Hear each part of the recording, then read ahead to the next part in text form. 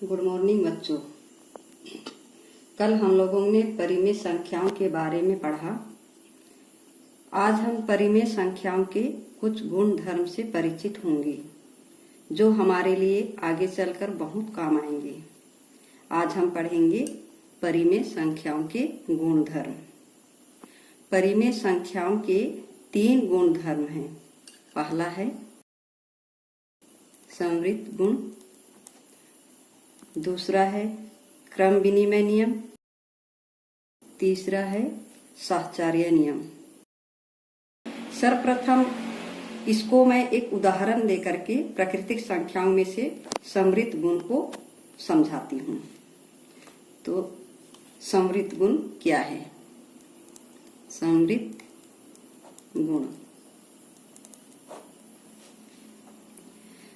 सबसे पहले समृद्ध प्राकृतिक संख्याओं के बारे में बताती हूँ, इससे अच्छे से समझ में आ जाएगा। जैसे प्राकृतिक संख्याओं को यहाँ पर मैं लिख रही हूँ, प्राकृत संख्या 1, 2, 3, 4, 5 डैश डैश आदि। अब प्राकृतिक संख्याओं का समृद्ध गुण धर्म जो जोड़, घटाव, गुणा और भाग है। इन चारों संक्रियाओं को पर चयन करते हैं। कैसे चयन करना है देखो। इस प्राकृतिक संख्याओं में से ही कोई सा भी संख्या हम उठाकर लिखते हैं। जैसे मैं पहली संख्या यहां से चयन करती हूँ 2। जैसे पहली संख्या मैं उठा के रखी 2, यहाँ पर इस जोड़ का चयन करते हैं। दूसरी कोई सभी संख्या यहां से हम उठा के लेते हैं। मैं यहाँ पर ले रही हूँ 5। यहाँ पर मैं ले रही हूँ 5 बराबर कितना हो जाएगा? 2 और 5 को जोड़ेंगे तो हो जाएगा 7। तो 7 इनमें से कहीं ना कहीं तो आएगा ही। 7 इन प्राकृतिक संख्याओं में से कहीं ना कहीं तो आएगा ही। ठीक, तो कहने का मतलब है कि प्राकृतिक संख्याओं में हमने प्राकृत संख्या जोड़े तो उत्तर क्या आया? प्राकृत संख्या। प्राकृत धन प्राकृत बराबर प्राकृत। प्राकृत संख्या में हमने प्राकृत संख्या जोड़े तो उत्तर क्या आया? प्राकृत संख्या। तो इसी प्राकृत संख्या में से ही उत्तर मिला है। इसी प्राकृत संख्या में से ही उत्तर मिला है। तो हम ये कहेंगे कि प्राकृत संख्याएं योग के अंतर्गत समृद्ध है। तो प्राकृत संख्या योग के अंतर्गत समृद्ध है। तो हम लिखेंगे प्राकृत संख्या योग के अंतर्गत समृद्ध है। इस तरह हमने और भी चेक कर लेते हैं। जैसे यहाँ पर लिखेंगे हम प्राकृत संख्याएं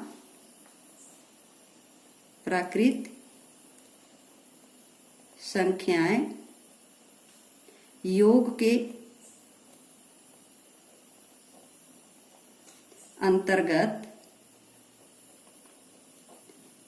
अंतर्गत समृद्ध है। योग के अंतर्गत समृद्ध है। इसी तरह हमने और भी चेक कर लेते हैं। जैसे मैं यहाँ पर पहली प्राकृत संख्या ली है 100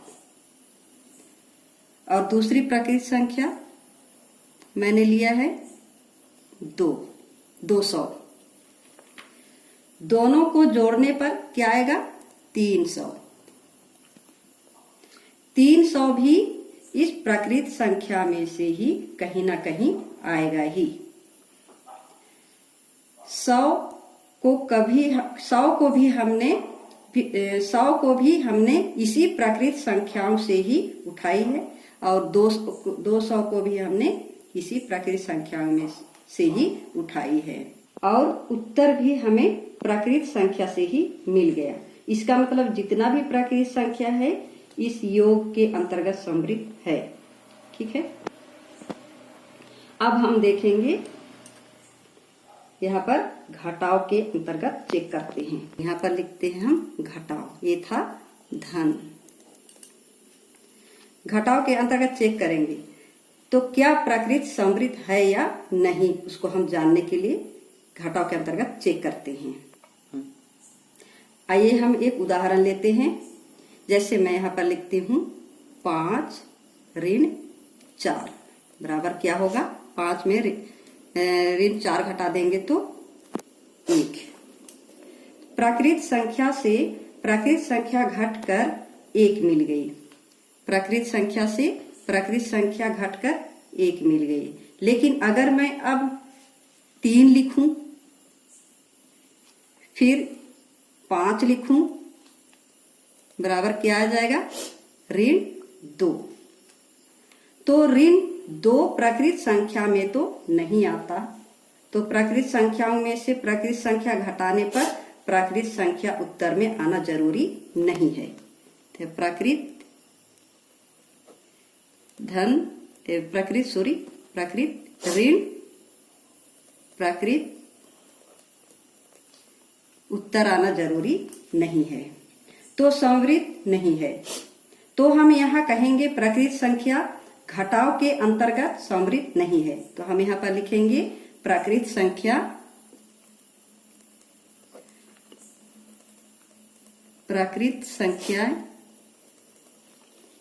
घटाव के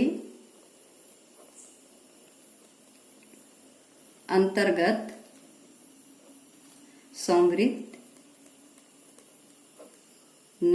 समृद्ध नहीं है। यहां हम लिखेंगे प्राकृत संख्या घटाव के अंतर्गत समृद्ध नहीं है। इतना समझ में आ गया। अब समृद्ध समझ में आ गया होगा। समृद्ध किसी भी संख्या को इस घटाव संक्रियाओं पर चयन किया जाता है। अब समृद्ध समझ में आ गया होगा ना। समृद्ध किसी भी संख्या को इस घटाव संक्रियाओं पर चयन किया जाता है। अब गुणा के अंतर्गत चेक करते हैं।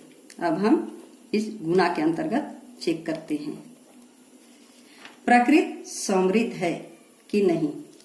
मान लीजिए यहाँ पर हम कोई सा भी प्राकृत संख्या हम गुणा के लिए लेते हैं। जैसे यहाँ पर मैं लिखती हूँ 2 गुणित 5 बराबर कितना हो जाएगा, 10। यहाँ पर प्राकृत संख्या को प्राकृत संख्या से गुणा करने पर प्राकृत संख्या ही आएगा। यहाँ पर ये भी प्राकृत संख्या है, ये भी प्राकृत संख्या है। तो प्राकृत संख्या को प्राकृत संख्या से गुणा करेंगे तो प्राकृत संख्या ही आएगा, अर्थात प्राकृत संख्या है जो समृद्ध होगा। अब हम भाग के अंतर्गत चेक करते हैं क्या प्राकृत समृद्ध है या नहीं। यहाँ पर भाग के अंतर्गत जैसे यहाँ पर मैं एक और उदाहरण लेती हूँ। 2 को 3 से भाग के रूप में लिखेंगे। जैसे 2/3 आ गया तो 2/3 प्राकृतिक संख्याओं में तो नहीं आती, तो हम लिखेंगे प्राकृतिक संख्या घटाव तथा भाग के अंतर्गत समृद्ध नहीं है। प्राकृतिक संख्याओं में तो नहीं आती है 2/3, तो हम लिखेंगे प्राकृतिक संख्या घटाव तथा भाग के अंतर्गत समृद्ध नहीं है। ठीक। तो प्यारे बच्चों, जैसे हमने चयन किया था कि प्राकृतिक संख्याएं जो है योग के अंतर्गत समृद्ध है और व्यवकलन जो घटाव के अंतर्गत सम्मिलित नहीं है, गुणन के अंतर्गत समृद्ध है और भाग के अंतर्गत समृद्ध नहीं है। तो जैसे हमने प्राकृतिक संख्याओं में इसको हमने चयन किया है उसी तरह हमने पूर्ण संख्या पर हमें चेक करना है। 0, 1, 2, 3, 4, 5 आदि। तो बच्चों, पूर्ण संख्याओं को आप कैसे चेक करें? जैसे कि पूर्ण संख्याओं में से ही हम कोई सा भी एक संख्या उठाएंगे, पूर्ण संख्याओं में से ही एक संख्या उठाएंगे तो योग के अंतर्गत 2 धन 5 बराबर क्या हो जाएगा? 7। तो हमें पता चलेगा कि पूर्ण संख्या से पूर्ण संख्या को जोड़ने पर हमें पूर्ण संख्या ही प्राप्त होगा। तो पूर्ण संख्या योग के अंतर्गत संवृत है। तो यहाँ पर लिखेंगे हम हाँ। तो हम यहाँ पर लिखेंगे हाँ। और व्यवकलन, व्यवकलन के अंतर्गत अगर हम 2 ऋण 5 बराबर घटाएंगे तो क्या आ जाएगा? ऋण 3। तो प्रकृत संख्या में ऋण 3 नहीं मिलती है, तो ये व्यवकलन के अंतर्गत संवृत नहीं है। और अगर हम गुणा करें, गुणा करके देखें, जैसे 2 गुणित 5 क्या हो जाएगा? 2 पंचे 10। पूर्ण संख्या से पूर्ण संख्या में गुणा करेंगे तो पूर्ण संख्या ही आएगा। तो हम यहाँ पर लिखेंगे हाँ। तो इसमें और एक उदाहरण मैं आपको बताती हूँ। जैसे मैं यहाँ पर संख्या लेती हूँ 1 और दूसरी संख्या लेती हूँ 100। तो 1 गुणित 100 को गुणा करेंगे तो हमें प्राप्त होगा 100। तो 100 भी एक पूर्ण संख्या ही है। इसलिए हम कह सकते हैं कि गुणन के अंतर्गत संवृत है। तो हम यहाँ पर लिखेंगे हाँ। ओके। और प्रकृत संख्याओं की तरह भाग संवृत नहीं है। इसको हम जानेंगे। आइए मैं एक उदाहरण बताती हूँ। जैसे यहाँ पर मैं लिखी हूँ 1/2। 1/2 को भाग देती हूँ तो पूर्ण संख्या में नहीं आता है, जबकि 1 और 2 दोनों पूर्ण संख्या है। अगर मैं यहाँ पर और एक उदाहरण लेती हूँ, जैसे 1/0, तो 1 को और 0 से भाग करूं तो इसका मतलब 1 पूर्ण संख्या है और 0 भी पूर्ण संख्या है, तो भी इसका कोई परिभाषित नहीं है। तो इसका मतलब है भाग के अंतर्गत संवृत नहीं है। तो हम यहाँ पर लिखेंगे नहीं है। तो यहाँ पर भाग के अंतर्गत संवृत नहीं है, गुणन के अंतर्गत संवृत नहीं है, व्यवकलन के अंतर्गत संवृत गुणन के अंतर्गत संवृत है, व्यवकलन के अंतर्गत संवृत नहीं है, योग के अंतर्गत संवृत है। इन सबको आपने अच्छी तरह से नोट कर ली होगी। मैंने आपको एक उदाहरण समझाई, आपको ये चीजें समझने हैं और अपनी कॉपी में ये तैयार करनी है। ओके, कल फिर मिलेंगे।